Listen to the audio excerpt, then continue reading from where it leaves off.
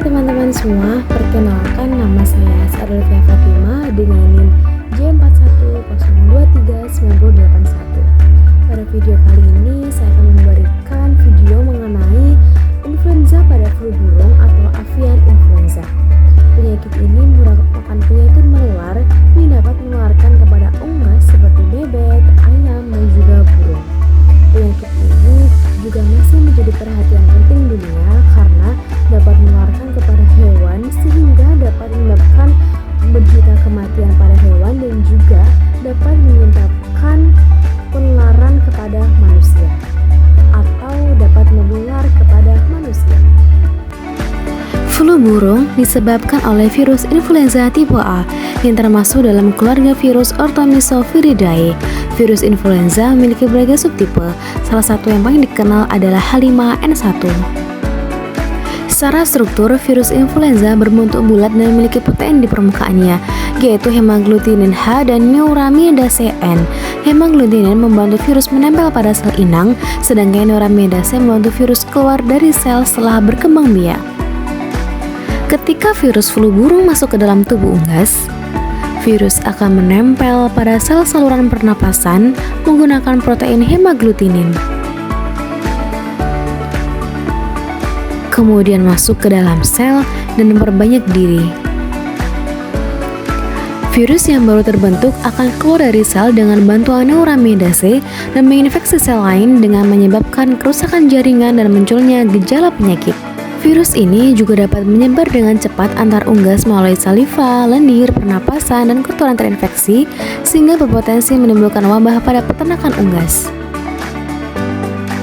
Peta ini menunjukkan penyebaran flu burung di dunia. Pada tahun 2004, wabah besar virus H5N1 pertama kali muncul di Asia. Pada tahun 2006, virus menyebar ke Eropa dan juga Afrika. Pada tahun 2007 hingga tahun 2010, kasus terus muncul di berbagai negara. Selanjutnya, pada tahun 2011 hingga tahun 2014, penyebaran flu burung semakin meluas secara global melalui perdagangan unggas dan juga migrasi burung liar.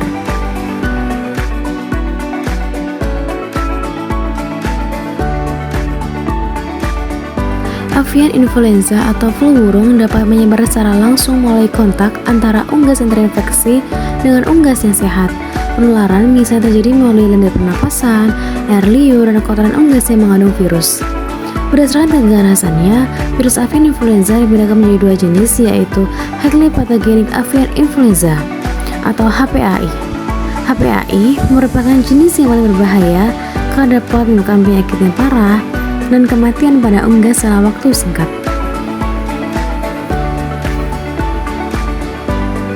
Kemudian, untuk jenis yang kedua adalah Low Pathogenic Avian Influenza yang umumnya menimbulkan gejala lebih ringan seperti gangguan pernapasan ringan atau penurunan reproduksi telur pada unggas.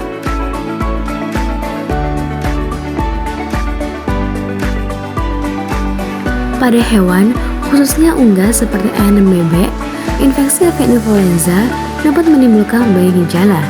Gejala yang sering terlihat antara lain penurunan nafsu makan, lemas, gangguan pernapasan, pembengkakan pada kepala atau jengger, serta penurunan produksi telur. Pada kasus lebih parah lagi, flu burung dapat menyebabkan kematian mendadak pada unggas.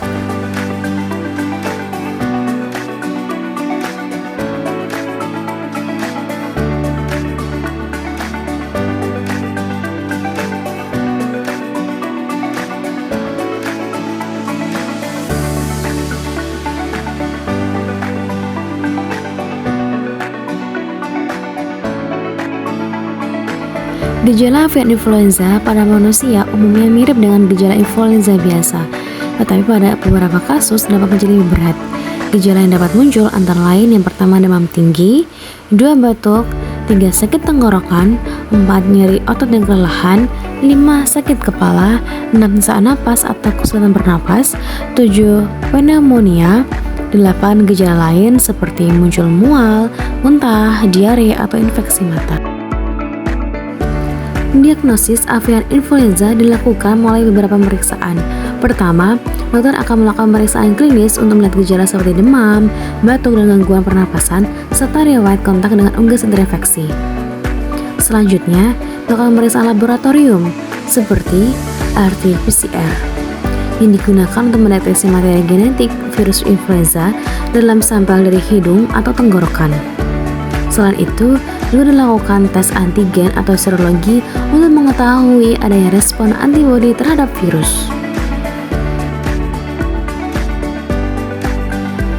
Pengobatan avian influenza umumnya menggunakan obat antivirus seperti oseltamivir atau zanamivir yang dapat membantu menghambat perkembangan virus dalam tubuh. Selain itu, pasien juga diberikan perawatan suportif seperti istirahat yang cukup, pemenuhan cairan, serta obat penurun demam. Kemudian, intervensi juga dilakukan seperti menghindari kontak langsung dengan unggas yang sakit, menggunakan alat pelindung diri saat menangani unggas, serta menjaga kebersihan. Sebagai kesimpulan, flu burung merupakan penyakit menular yang dapat menyerang unggas yang berpotensi menular ke manusia. Oleh karena itu, penting bagi kita untuk menjaga kebersihan lingkungan, meningkatkan kewaspadaan, serta melakukan langkah pencegahan agar penyebaran penyakit ini dapat dikendalikan.